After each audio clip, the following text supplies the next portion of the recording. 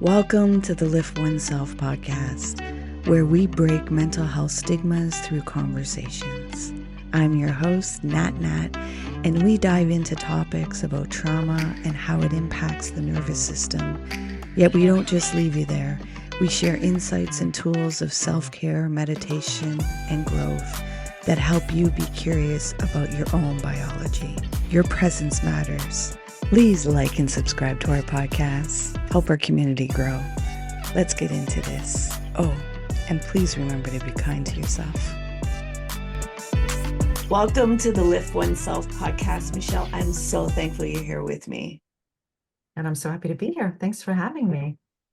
Join me in a meditation so that we can sync our hearts and our intentions together. And you as a listener, please take a moment. If you can, close your eyes. If you can't, just, focus on your breath and listen to the prompts. Take this mindful moment for yourself. So Michelle, I'll ask you to close your eyes and just begin breathing in and out through your nose and bringing your awareness to watching your breath go in and out. Don't try to control your breath. Just allow it to go in and out at its own rhythm. Whatever sensations or feelings that might be coming up in the body, allow them to come up. You're safe to feel. You're safe to let go while staying with your breath. Staying with that breath, I'll ask you to gently open your eyes. How's your heart doing? It's feeling a little compressed, actually. Yeah. It feels a little heavy. A lot of times we don't take a moment just to check in with our body and feel all of the sensations, emotions, really interact with our nervous system. We're not really taught about this. People are telling you, go breathe. And it's like, I already do this automatically. What are you talking about? And really Yeah. giving the awareness of being able to drop into our bodies and take that moment.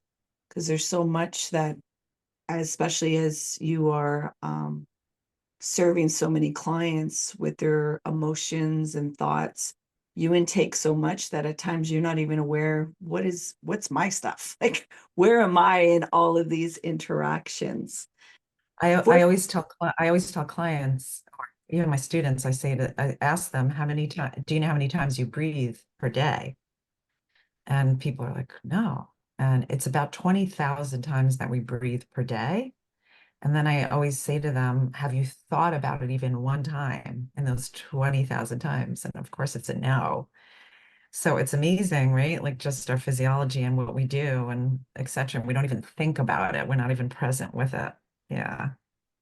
And really, explaining the nervous system. I know it's a big word for some people, and they don't think that they have the capacity or knowledge to discuss these big topics. And it's like, you're already driving in it. It is something that you are living in. So it's being able to understand your own biology, your own nervous system, and how it, you know, interacts and how it intakes information is the first step. Yeah, it's being curious and allowing yourself to have that curiosity and not say that other people have more knowledge than you do, which granted there is that they research, yet your own biology, you're the only one that can really explain what's going on internally, and allowing yourself to have that space to be curious and start to, connect things together. Can you let the listeners know who you are and what you do in the world? Sure. So, first and foremost, I'm a mom of 4 kids. So that's important. 4 kids and 4 dogs too. Oh, wow. So I have 4 furry friends as well. I consider them my kids as well. So I have a lot of children. Um, I'm in private practice in Harrison, New York. And people always ask, like, who do you see in your practice? But it's really more about the treatments I do. Um, which is cognitive behavioral therapy, acceptance and commitment therapy, EMDR, which is eye movement desensitization reprocessing, polyvagal theory. Anyway, it's a smattering of a whole bunch of different things. Um, I also teach at NYU, and I teach a class how to integrate mindfulness and clinical practice, Oh, which yeah, it's an experiential class, so it's really wonderful. I love it. I teach it in the spring semester, so we're currently like in the midst of the semester right now. I also, and I'm not going to go into everything because we'll be here all day, but because I really love what I do. But I'm an author. I authored 2 books, and I actually just completed the audiobook for the second book, which I'm so excited. It's going to probably come out May 1st, which is very exciting. I have a YouTube channel where I do guided meditations. I publish new ones every Thursday morning. And I also blog for Psychology Today. So I have my hands in a lot of different places. a lot, a lot. Yeah. Yeah. Can you explain, for some of the listeners, it might be new, but a lot of the listeners will already understand the term of ACE. So that is adverse childhood experiences. Most people know ACEs as a very, unfortunately, trauma has a really bad rep, not one that could be understood and how you can harness it. You've given another definition of ACEs, which I really appreciate. So could you let the listeners know what Sure. your definition of ACEs is? Yeah. So my book is called Ace Your Life, unleash your best self and live the life you want. So ACE, which I use, is an acronym for acceptance, compassion, and empowerment. So it really is a model by which to live your life.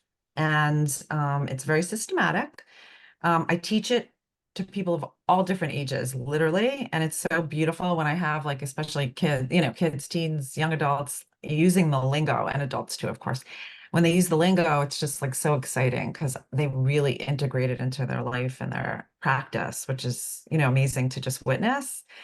So in the book, the way I lay it out, which is again, this is like kind of the model, is one is what you alluded to, is you really need to understand your neurobiology. It's very important to understand how we're wired because it does impact us on a daily basis. So it's not just, nature and nurture, but we really have to understand the way we think and what drives our behavior because it becomes all of us have habits, all of us have trauma to some extent, whether it's a little t or a big T, right? And when we experience experiences and circumstances when we're young, okay, and I'm talking about developmentally when we're not sophisticated enough to process things, we have our own set of perceptions and narratives about the way we see things, and it becomes part of our neural pathways by the lens by which we see the world, by which we, again, you know, um, drive our relationships. And it could be maladaptive, counterproductive, self-destructive, and I could go on and on. So the first chapter really talks about our neurobiology and how we think and how that structures our behavior and our lives. The second is really based on values. And people have misunderstanding, misperception of what that is. So I really construct for the reader and, again, how we decipher what our values are and how it is a guide to our behavior very succinctly.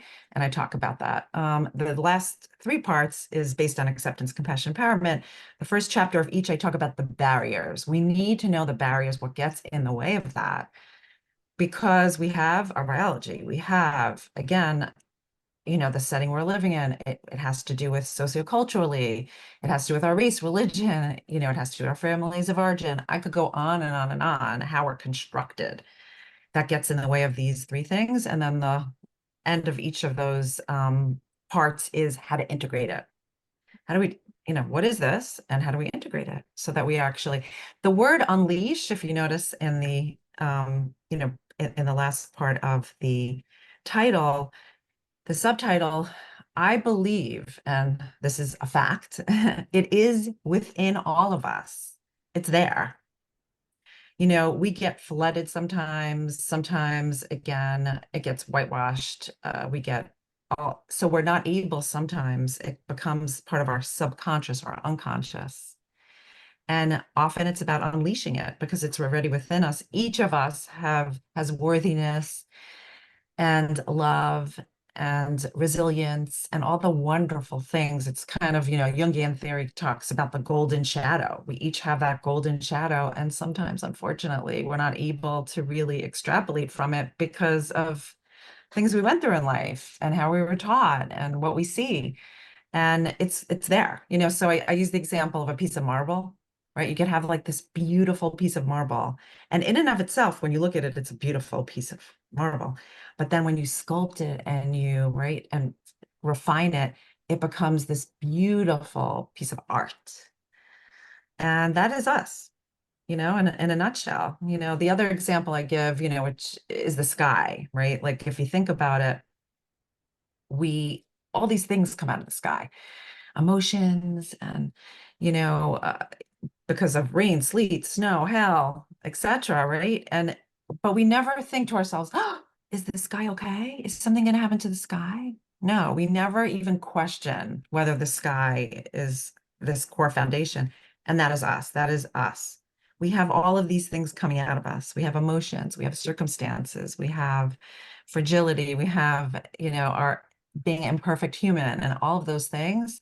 But at our core, we're solid, we're grounded, and we're okay. Yeah. Sometimes we need to get to that because we forget it. We lose our path. We're remote from our values. And it's coming back home to our bodies and Mm. to our authentic selves and our worthiness. And that's what I help people tap into, because sometimes we lose our way. Who doesn't? Stuckness and other things come up, right? Yeah, dysregulation, be a mother of four, Yeah. see how the dysregulation happens all the time. Yes. Being present and being connected isn't always consistent because you're going to have to process things. There's two big things that came up with what you were saying, that I think the listeners could really tap into more, because some may be like, oh, okay, you're saying that, but how do I access this? The first one was about values. A lot of people say you need to have core values, you need to create them. So how would somebody, why is it important? And what would be the process for somebody to start doing this for themselves to create that foundation for them and not what they've been told to create as values? Yeah, so you bring up a very good point, which, again, I have a whole chapter about it, but I will try to put it in a nutshell. There are values that we acquire, there are values that we aspire, and there are values that are circumstantial. Hmm. Okay, so there's a lot of ways to tease out the values. Now, we don't create values, by the way, because Okay. I think that word was used. They are inherent in us. Yeah, they are the motivating factors that drive us. They're at the core of what's important to us. So it's more a matter of understanding what those are. Even another good example, people say to me, but what if somebody has bad values or poor values, then what? And I was like, No, it doesn't really work that way. So like, let's say, the example I give is like with gang members. People will say, how could you say values are positive? Like gang members believe in violence and etc. And I said, no, if you really know anything about gang members and you ask them what's important to them and you get at the thrust of where the violence sometimes, right, comes from, it comes from community. It comes from connection. I mean, one thing is they have each other's back. Okay. That comes from a really fundamental, deep sense of community, which is which is actually amazing if you think about it, right? So if you really get to the core of what's important, you'll recognize that. Okay. And that's very different than saying, oh, they're so violent, right? Exactly. Yeah. I mean, It's even not. fundamental, right. It's reframing it and really understanding that, when it comes to kind of somebody. So, yes, people do get confused because, like you said, some of us acquire values. What does that mean? From our families of origin, from how we're socialized, from the political nature of where we live. I mean, I could go our race, religion, so many different factors. Some of them are important to us, and we live our life based on that value. But it's because we've acquired it. We wouldn't necessarily have, we may not have a strong connection to it necessarily. Okay. Those that we aspire, we may have some acquisition, but may want more of it. and what's getting in the way of acquiring it to the extent that you want to. Like all of that is like exploratory, right? And then circumstantial. Let's say, for example, somebody has health as a core value, and it wouldn't necessarily be a core value, but they're going through a health condition. So they're visiting a lot of doctors and they're, consumed, with their health because of whatever they're going through. Um, and also understanding the concept of values, right? So values, like I said, is a guide to action. Okay. So for example, something I do, which I teach people to do, is at the end of each day, you really want to do an evaluation of whether you leaned into or outside of your values. Again, it's a much more empowering approach Mm, because what happens is we demean ourselves and we have a lot of self-criticism. I can't believe, I'm such a bad mother. I can't believe what I did. I yelled at my kid and I wasn't very compassionate. Like I'm a horrible mother. That's a very blanket statement. It's very disempowering. And again, if we're feeling disempowered, then how motivated are we going to be to actually be different? We actually make change when we have confidence, not when we have a lack of confidence. People don't realize it. That's why like tough love doesn't work. yeah, That's very antiquated, right? Positive reinforcement. So if we understand again, right, and we do that evaluation, and I say, you know what, today I was a little off. Like I just didn't quite lean into my parenting value as much as I wanted to. And I realized that the action that I took, I was impulsive, I didn't get enough sleep, whatever the case is. You know what, tomorrow I'm going to really make it a point and I'm going to intentionally and effortfully lean into my parenting value. That's really important to me. And and I have some regret. So I'm going to go over to my child and I'm going to apologize yeah, because I wasn't my best self today. yeah. Yeah, much more empowering. Makes total sense. And like she said, it's all explained in the book. So if this is something that you're having challenges with or really wanting to tap into, you know, like empower your life and unleash the things that are already within you. Again, I would highly suggest, picking up her book, which we will leave in the show notes and we'll talk about a little bit more in the podcast. Yeah. The other part that came up to me is the unleashing or being able to tap into the things like worthiness and love. It requires you to come into your body. And so a Mhm. lot of people have been so disassociated outside of their body and not being able to tap into presence, mindfulness. So what are some of the tools that you would suggest for people to come back into their body to be able to access and embody these Yeah. principles, these It's a values? great, that's a great point. And we're so remote typically from our bodies. We're very disconnected. And again, if you think about it, it's a wonderful adaptation and coping mechanism to be outside of our body, right? Because sometimes our bodies are in distress. So I'll give you like an example that happened yesterday with a client that I was with. She's actually a college age, student, and she's having so many somatic physical symptoms based on anxiety. And, what's kind of happened over time is she gets very dysregulated and then her parents swoop in, and try to comfort her. And of course, she, reaches out to her parents and they're lovely. Don't, they're lovely and supportive. And however, it's created this dynamic whereby there's some codependency. And she could get re-regulated when she speaks to her parents. So again, what happens in her brain, she is making that association, like I need to speak to my parents in order to get re-regulated, and she's not learning how to self-soothe in moments of panic and anxiety and dysregulation. So we talked about that. I had her parents here too. What is that like? So what happens is she becomes so uncomfortable in her body because, yes, symptomatically, when she experiences anxiety, what happens? The cortisol levels are like elevated, her nervous system is activated, and she actually has physical manifestations of anxiety, such as like, again, she described like her heart feels, very, very like labored, her lungs. She feels she gets a headache, right? And then she gets really fearful of the symptoms, Yeah. right? So it becomes a fear of the fear. oh my goodness, what's wrong with me? Why am I having these symptoms? And I explained to her, I said, if you're having a lot of anxiety, think about the body, how we react to our anxiety. We constrict our bodies, literally, almost like a fetal position. So like if you're sitting like this, if I sit like this for 3 hours, I'm going to have a really bad backache.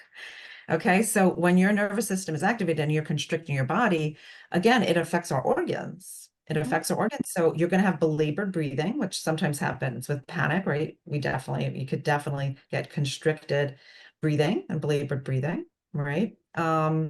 Headaches, definitely. I mean, it affects all of our physiology. So what does our brain do then? We're in danger. Run, fight or flight, right? Etc. Right. So she wants no part of it. She doesn't want to feel it. She doesn't want to experience it because naturally it's so uncomfortable. Who wants to be uncomfortable? And the brain is wired always to avoid discomfort and danger. So her mind is telling her she's in danger. Her body's telling her she's uncomfortable. She wants no part of it.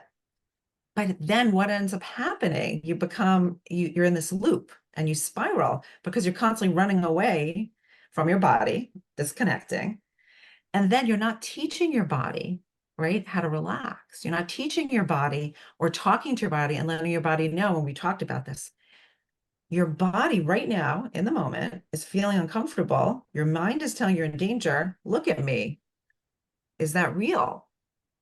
Like you're here with me, you hear my voice, your feet are strongly planted on the ground, and you're actually okay, right? But you can't even process all of that because your amygdala has taken I usurped know. control, Yeah. right? Yeah, exactly. So anyway, we're constantly disconnecting for so many reasons. And that is such an adaptation, by the way, for us when we're young. Mhm. And it's a beautiful thing that our body does, by the way. It's Yeah. amazing. It's like wondrous. So when we experience too much, whatever, emotions or trauma or whatever it is, our body has this amazing way of cutting off to protect us. Now, I always tell people this, whenever we cut off from negative emotions or discomfort, guess what? Positive emotions go along with it. We can compartmentalize. It doesn't work that way as much as Of it would be course. nice. Yeah. Right? No, you know what? I want to feel the positive and not the negative. Doesn't, no.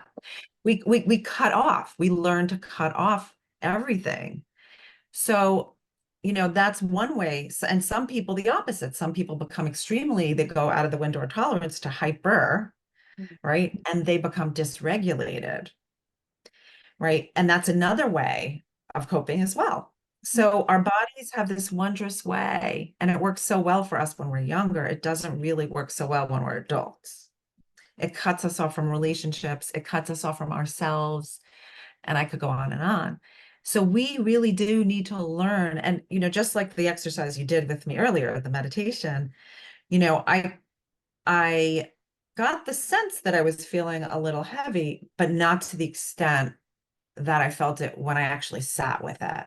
I was amazed actually, like how much I was feeling it. And then I became curious. I'm like, wow, I didn't even realize what's going on? I mean, I'm feeling pretty good. I exercised this morning. I'm feeling pretty good. Life is life. There's nothing, I mean, there's stuff, but there like nothing that's sticking out of my mind today at this moment that's like kind of sitting with me, and then I'm thinking to myself, you asked me a question before you started recording about like kind of what's going on in my mind. And I'm like, well, maybe it was those things that triggered it. Yeah, that I didn't even realize that was on the forefront of my mind. Yeah. Where our nervous system is very intricate. It is a system that I don't think we'll ever fully understand it because it has so many different moving parts all at the same time. It's very multidimensional. And just because there's like you're feeling symptoms right now, yet that could have been something from a week ago that your body's just somatically being able to release right now because you're in a state of safety. So it's like, oh, we've been holding on to this because we didn't have the time, and our analytical mind will block a lot of somatic things your body needs to release. So when we Right. do these mindful present, like mindful moments and do meditation, all of a sudden there's something, and it's like you don't always have to analyze like what is it. just allow it to have expression and let it, move its way out. That's why I'm in the meditations when I guide people, I'm like, whatever sensations or feelings are coming up, just you're safe. You're safe, Yeah. and let them process, let the body release it in the way that needs to be released. Yeah. And I just wanted to add one thing because I love what you said. Like our subconscious is always looking to become conscious, Yeah. and like you said, it could come up in very, innocuous times when you don't even expect it to, right? And I know like sometimes, and I'm sure you experience this too, like you'll wake up in the morning or just in the middle of nowhere, you'll start to feel maybe sad or frustrated or whatever for no real reason. And then you're like, what's going on with me? Right. And then sometimes it'll take me like a couple of hours or even a day or two to process, internally, or during my meditation, it comes up. And I'll be like, oh my goodness, I didn't even know that I was thinking about that was on my mind or that affected me to the extent that it did. I was like, wow. And I had experience the other day. This is interesting. I was with a friend and there was a couple things that he did that kind of frustrated me, during our time together. And I decided that it wasn't the moment to discuss it because of, some stressors that he was going through. And I decided like I was going to be compassionate and kind and not like bring it up in that moment. And then then something else happened towards the end of our time together. And it was like the straw that broke the camel's back. Yeah. Right. And I didn't even realize how much I repressed the other stuff that was going on during our time. And then it's kind of spilled over and I couldn't contain it I tried to, but I couldn't. And I then expressed myself. And I even said like, gosh, I was kind of sitting with this because I was trying to be compassionate and kind, but like now I feel like I have to say something because then it's going to then spill over into my behavior. Mm. And that's counter to my values, right? Because then again, my core values is thoughtfulness and kindness. And I knew that I was maybe gonna become a little aggressive, or I was gonna be passive aggressive, or whatever the case is. And I was like, no, like that's not who I am and how I want to be. Like that's my old self, right? Yeah, Yeah. my inner child. So I did express it and I explained, like that piece of it for whatever reason. And I, of course, processed and understood like what it was about that. That was the straw that broke the camel's back that really caused me to get triggered in that moment. And that was a very subconscious thing that kind of came up. So things pop up, sometimes for us all the time.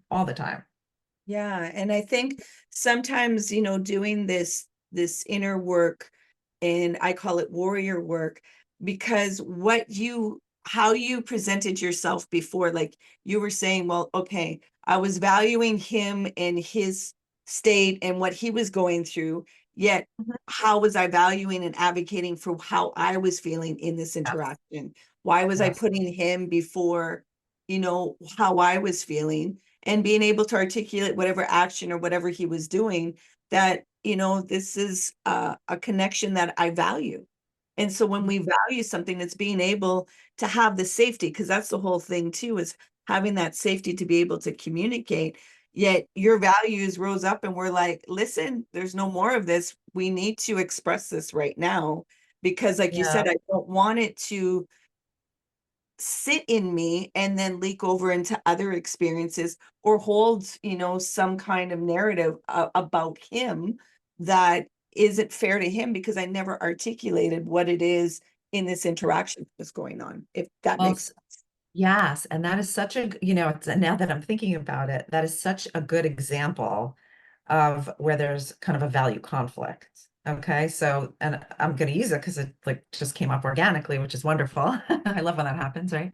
Um, so when I chose not to say something, I was conscious of it. I chose not to. That was based on a value. Mhm. Okay, that was based on my value of friendship and kindness because he was, again, going through something and I knew that it was pretty anxiety provoking for him. So by showing kindness, I was going to raise it, and still really think about my self-preservation and kindness to myself. But I chose in terms of timing to show kindness by, really kind of holding it and being with the discomfort. and recognizing that I was uncomfortable. You know, when that thing happened afterwards, that's when the value conflict came up because I was negotiating with myself between kindness and holding, right, his anxiety about what he's going through and self-preservation and dignity about me not expressing myself. So at that moment, it was friendship versus dignity. Hmm. And I had to decide in that moment which one was more formative. And that's when I decided, right? Because before, friendship was more formative, but during that circumstances, it was dignity, right? So one doesn't X out the other. In other words, my dignity is important and my friendship values are both important. But I also recognize from moment to moment, I have to decide to make a decision based on what's more formative in that moment, while recognizing and being proud of myself that both are so important to me. Thank you for that like explanation in real time and what it looks like. Because to be able to articulate how we have to, every moment is going to bring up new information. So a different decision has to come up of how Yeah. you're going to show up in those interactions. Yeah. And you know, just to add what you're saying too, most of the time, if you're not in tune, what would happen is when I chose to express myself, right, because of my dignity, what feelings would be residual would be guilt and shame. Guilt, I'm such a horrible friend. How could I bring this up in his moment of distress? What's wrong with me? Right? And shame for being such a horrible friend. Yeah. But instead, this is where like the values work is like so poignant. Instead, I walked away feeling really proud of myself and dignified in my response and my behavior because I was paying homage to my kindness and thoughtfulness and to my dignity. So when I expressed myself to him, it was in a very kind and caring and thoughtful way. It was in a loving way, right? I was very connected to what was important to me. And I felt proud that my both of those values are formative for me. I was like, wow, right? Like, so the guilt meant that it was important to me. And that means that I could actually say that I'm a kind, caring person who also cares about my dignity. Hmm. Exactly. Exactly. Thank you for sharing that and the vulnerability of in your own personal experience and what that looks like to access it from internally. Because, theory and concepts are all nice and it's great, yet to really apply it in real time life and be able to explain what that looks like internally. Because these things are coming at a millisecond of interactions. Yeah, And like you said, if you're not attuned with yourself, with the values, also be in your body of what are these sensations and feelings that I'm feeling and be able to process. And this, doesn't come like this, like a snap, because Western world is always about just give me the quick fix and microwave it and I'll be all perfect and packaged. It's like, well, these are called processes and they're called tools because there's no arrival and it's always being able to practice. And as I tell my clients, it's like, you don't practice when there's a high alert. You do this when your nervous system is calm and safe. It may feel very awkward, and what's the point? It's that you're leading up to when you feel dysregulated or all these things are coming up too quickly, that you're able to access these tools to slow things down internally to see what is it that I'm feeling? How do I want to show up? What are the values, as you mentioned, that are coming up? And it feels like there's a conflict, but really both have a space to be there. And so yeah, how do I, create the whole with a W and not just H's yeah, and a black and white, all or nothing kind of thinking. It's one or the other. It's like, no, it's and in both and more. yes. And again, I can't say this enough. It's so much more empowering, right? Because we beat ourselves up enough, Yeah. and then we're riddled with guilt and shame, right? And even that circumstance, I could have walked away with a lot of guilt and shame very easily. Mhm. And instead, I was able to reframe it so that I was actually feeling very, very positive about myself and feeling self-love and self-compassion for my distress. And that's a very different way of processing things, very different. Yeah, Yeah. it is. Thank you for that. I want to get into the buzzword of manifesting.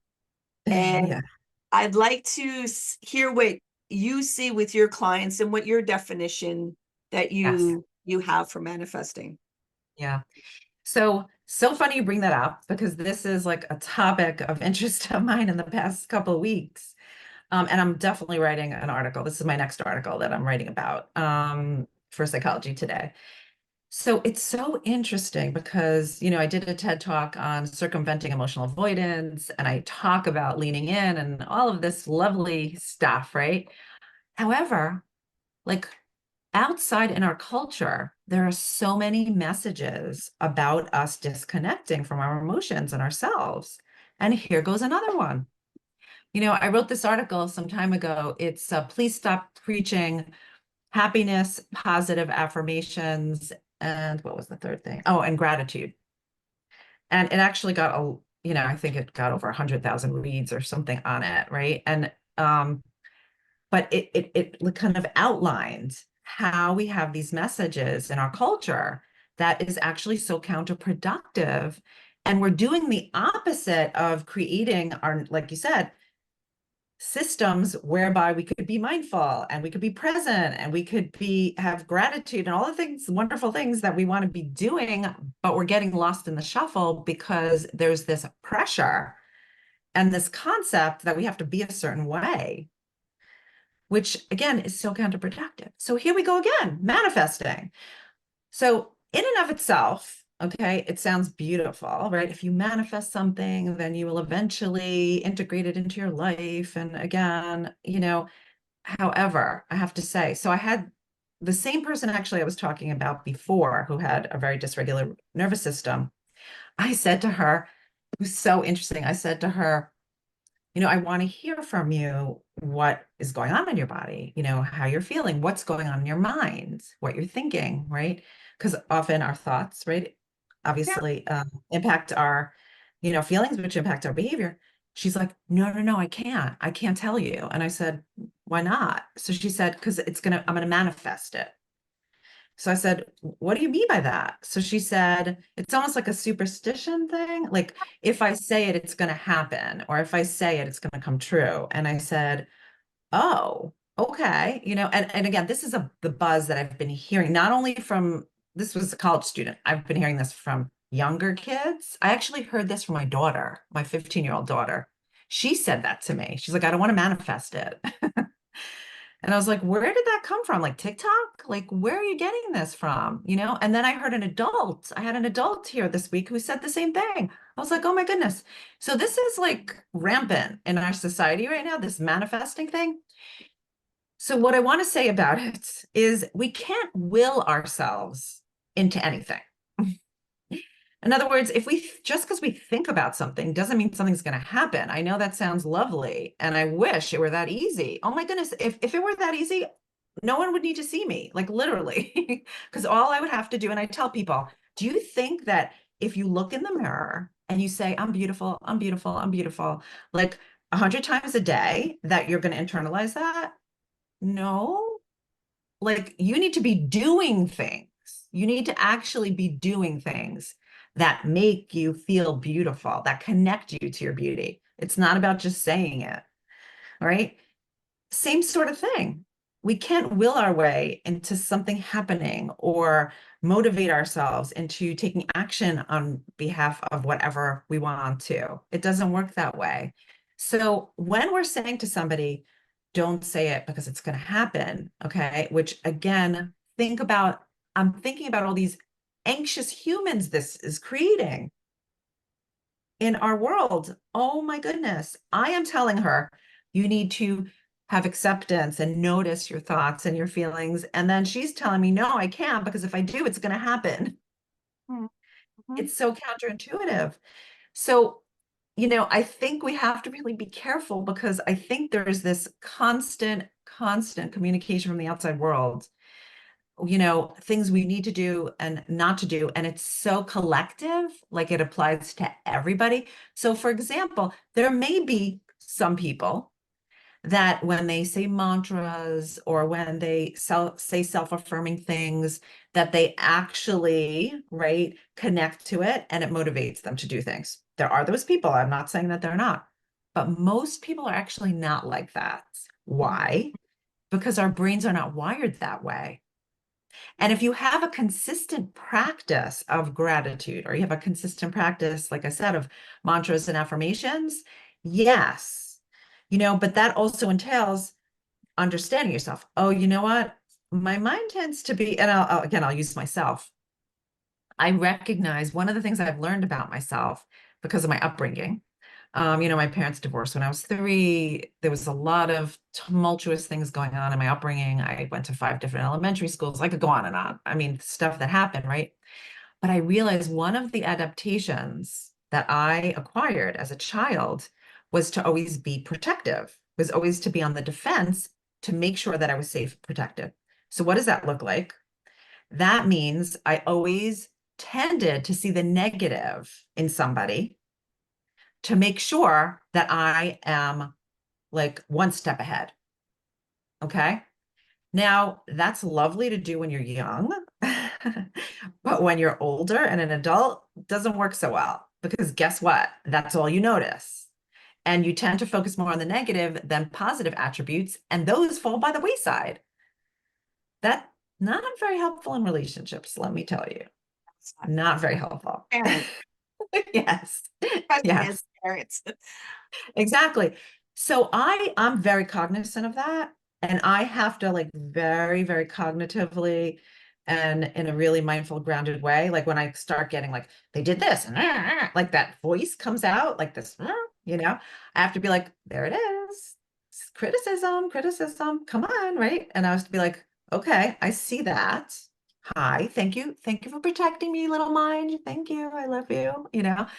But like, how else can I see this? And what am I not seeing that I could notice more? And that helps to then ground me. And I'm able to say, oh, yeah, they did that. But you know what? They also did that. Right. And maybe they did that, but I don't know what the intentions were. Maybe I need to find out and I need to be curious and ask instead of accusing, right? Or surmising. All right. And I do. But that takes intention. Like I have to actually do that. So again, if you have a practice, yes, right? Because you're able to then integrate those skills, your brain, I'm creating new neural pathways. So my brain, the narratives are changing, my behavior is changing. So, like I said, for some, having that mantra, having that manifestation is very helpful. For others, like the average person, and by the way, I've done a lot of work so on myself, right? And I continue to always, and always room for improvement, by the way, and never stop, ever, ever, and also because I'm human, never perfect, right? I falter sometimes, imperfect. I accept that about myself, right? I'm self-forgiving when those times come up. I try to be self-compassionate and I really integrate self-compassion skills. But the point is, we don't naturally do that. So we can't will ourselves. We can't manifest things. We have to be doing things and practicing. Yeah, we do. And I think, how you explain the manifesting, what you're seeing with clients is the emotional avoidance. I cannot talk about the anger. I cannot talk about the sadness because with manifesting, everything has to be positive and you're getting your way and you're making it be very, I don't know, glorified, where it's like life is a process of messiness. And to be human means to feel a lot of things that are going to bring discomfort. And so the Yes. manifest, don't get me wrong, I've done it with my own brain, or you've done it also. All of a sudden you're thinking of something and somebody will appear or something will come up where you're like, whoa, like I thought this. So I do know that thoughts are powerful. I do know that your mind can bring forth things. I also educate people that anger is very healthy. It is getting such a bad rap that people aren't able to interact with their nervous system to be a whole with the W because they're doing a la carte that I can only feel this stuff. I cannot feel that stuff because it's not whatever spiritual language. I think there's a lot of toxic positivity and not allowing people to understand themselves and to allow there to be expression. You're allowed to feel frustrated. You're allowed to feel whatever emotions you are. It's about not taking action with it. All of that is energy. Yeah. All of that is energy. But again, if we go back to values, so going back to values again, what you start to recognize and appreciate is there's pain in values and values in pain. Okay. So when you feel anger, frustration, whatever the case is, guess what? You're going to recognize that it's rubbing up against a value. And if a value is rubbed up against, you're going to feel pain. It's inevitable. Like you said, we have to accept the repertoire of emotions because that's what makes us human. And our anger, frustration, every single emotion serves a purpose and lets us know something if we listen to it and if we're curious about it rather than reacting from it. It's a It's messenger. just a piece of information. It's a message. It's a messenger. It's a message. It's energy. So even if you say that, like if you even kind of think about it that way, it's energy. Like I always become so, I'm like, wow, look at that. Like 'cause sometimes, I mean, anger, I'm very comfortable with anger. Very too comfortable. So when that kind of comes on my rage, I'm like, whoa, what was that? Like, what is that? Like that's a reckon to be, like, yeah, I'm like, oh boy, I'm gonna, and sometimes it could lead to like very irrational thoughts, even, right? Yeah, Because it's there to protect you. And as yeah, I start with clients, and if they haven't had a good relationship with their anger, it's like, okay, well, this is going to be messy and it's going to feel counterintuitive, yet the anger needs some expression because you're not able to hear the message right now. So, yeah, engage in a smash room, engage in screaming in a pillow, engage in going into a forest and just yelling and letting it have expression, engage in beating something that you're working with it, not against it. So you're not telling it it cannot be there, and that it builds up. Like, and as I use energy for like trauma, I tell people replace it with energy, that there's suppressed energy and it's trying to have expression. So it's like, okay, well, your body is very powerful and the body will always trump anything. So you want to work with it and you want to understand your biology. So, find expression and find the ways to be absolutely. human. I appreciate this dialogue and appreciate where you're going to bring verbiage to this manifestation so that people aren't beating themselves up that they're not doing it right, because they're missing out on a part of being human to be able to understand their biology and understand, like, we're going to get intrusive thoughts. The nervous system is geared for negativity, to look for all of the biases and how to protect you, and it takes work to channel it to look at a different side and to see different things. And again, it's, unfortunately in society, a lot of us aren't able to express ourselves emotionally in our authentic way, in our true way, because we're told that isn't for society. This isn't the time or place. So then we wonder why we don't have the intelligence with emotions as we could, because we're not able to have that safe space to fully feel the full spectrum and the full process of the emotion. Yeah. And if you think about it, like while you were speaking, I was thinking about like this metaphor. I love using metaphors, but I was thinking about like lens, right? The lens by which we kind of see things, and often we're very myopic, right? We really have like there's no peripheral vision. It's myopic. So when we put on like, kind of a lens, right? And we're able to see in our peripheral vision, we're able to kind of biopically kind of see things, it opens up. Like you're able to see so much more, right? It's like sort of, I always tell clients sometimes like, you know, we want to read something, right? But so you would think in our minds that in order to see, you have to look really, really kind of close to something, right? But when you put it too close, you actually can't see. So the way actually to see something is to like just hold it gently in front of you so that you could read and also have the vision in front of you, right? So like you're opening yourself up in a very biopic way so you could see the world, more broadly. and more compassionately. Yeah. Exactly. I'm going to bring you into a reflective question. Yes. I'm going to ask you to bring your awareness right now back to your 18-year-old self. Mm. And you're able to give your 18-year-old self 3 words to carry yourself through the journey. What would those 3 words be? Hope, passion, versatility. And is there a reason?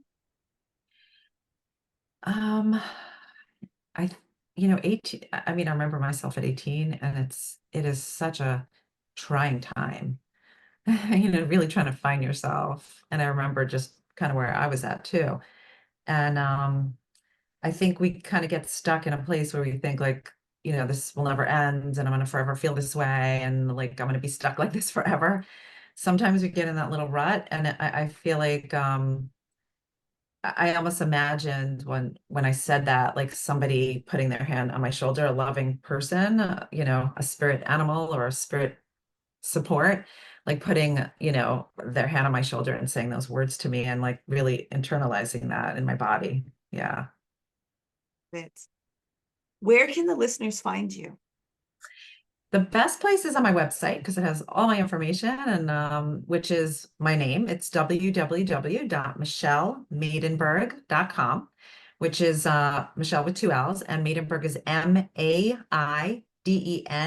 Maidenberg. I'll show you the cover to my book because I'm so excited.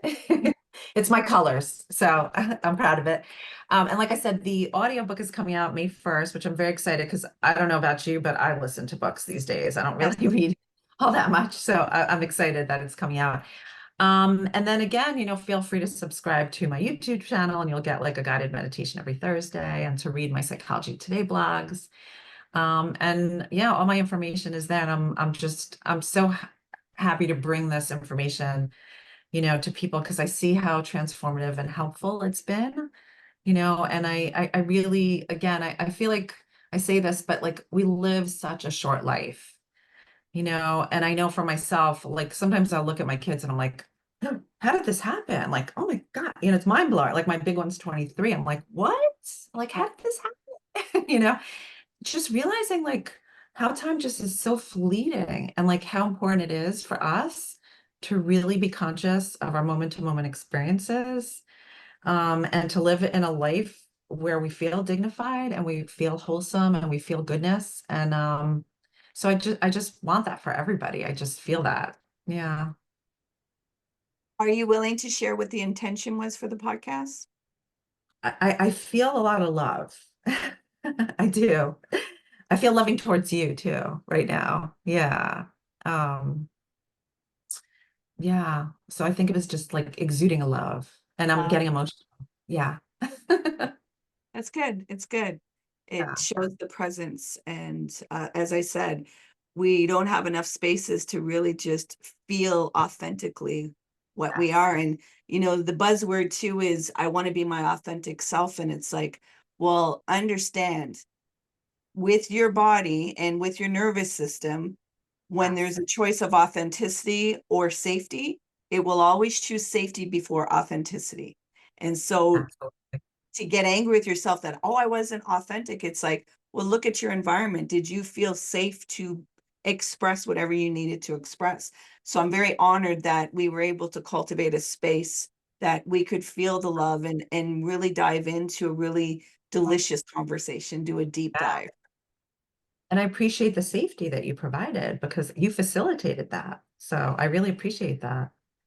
Thank you. Thank you. Yeah.